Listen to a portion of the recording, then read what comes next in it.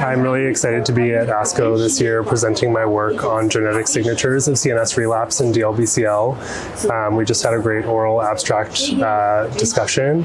So our study involved taking 155 patients with DLBCL who had undergone NGS at UCSF and looking at their genetic subtypes using the two genetic classifiers in the field, LymphGen and DLB class.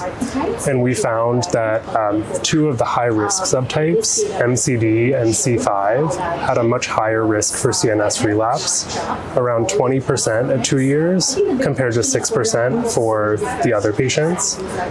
So this is a really important finding in terms of identifying patients up front who may have CNS relapse, which is a really devastating event for patients with DLBCL and an unmet need.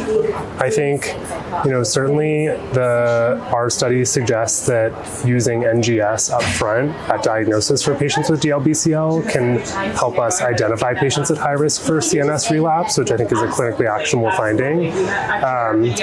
I think one of the questions that came up in our session was, can we prevent these relapses? And I think that's an outstanding question. But I think the main takeaway from our work is that these MCD and C5 patients have a much higher risk of CNS relapse. And I think we need better prophylactic options for them beyond just high-dose methotrexate, which is the current prophylactic standard.